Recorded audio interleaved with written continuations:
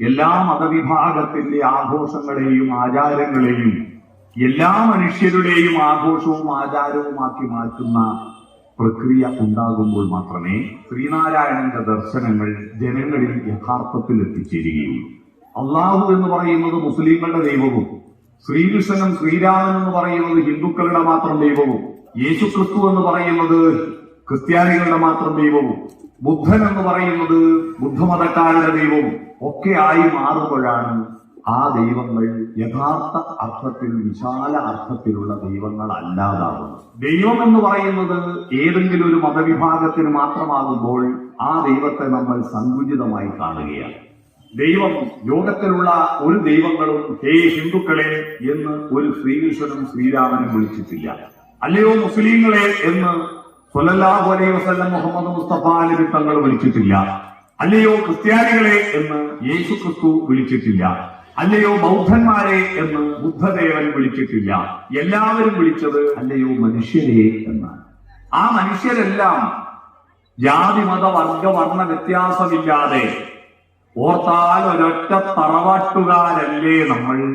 എന്തായാലും തെളിവ് നമ്മുടെ പ്രകൃതിയാണ് നമ്മളെല്ലാം സൃഷ്ടിച്ചിരിക്കുന്നത്. ഈ പ്രകൃതിയിൽ നിങ്ങൾ നോക്കുക, മനുഷ്യരുടെ രൂപം എങ്ങനെയാണ്? എല്ലാം ഒരുപോലെയല്ലേ? ഇതെങ്ങനെ ഒത്തുവന്നു? പല ദൈവങ്ങളാണ് ഈ ഭൂമണ്ഡലത്തിലെ മനുഷ്യരെ സൃഷ്ടിച്ചതെങ്കിൽ എന്തെങ്കിലും ഒരു മാറ്റം വരൂലേ? എന്തെങ്കിലും ഒരു ചെറിയ വ്യത്യാസം വരൂലേ?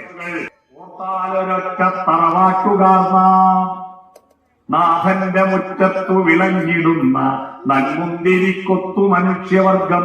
ഈ ഭൂമിയിലുള്ള മനുഷ്യരെല്ലാം ഒറ്റ വംശമാണ്. രൂപത്തിൽ ചില ഷെയ്പ്പിലും നിറത്തിലും വ്യത്യാസം ഉണ്ടാകും അല്ലേ? നിറത്തിൽ ചില വ്യത്യാസം ഉണ്ടാവും.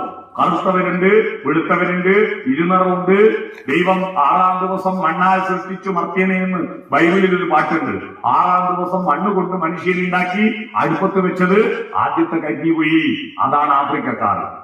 രണ്ടാമത് കരിഞ്ഞു പോകുന്ന പേടിച്ചിട്ട് വേവ് ആകുന്നതിന് മുമ്പ് ഇങ്ങോട്ടെടുത്തു, അതാണ് വെള്ളക്കാർ. വെന്നിട്ടില്ല. മൂന്നാമത്തത് വേവിന്റെ കരക്റ്റ് മനസ്സിലായി ആള് കൃത്യം വെന്നിട്ടെടുത്തു, അതാ ഇന്ത്യക്കാർ. കറുത്തിട്ടുമല്ല വെളുത്തിട്ടുമല്ല അല്ലെ? ഇങ്ങനെയാണോ? അപ്പൊ വെളുപ്പും കൂടി ഇവർ മനസ്സിലായിക്കൊള്ളുക ദേശം വേവ് കുറവാണ് അല്ലെ?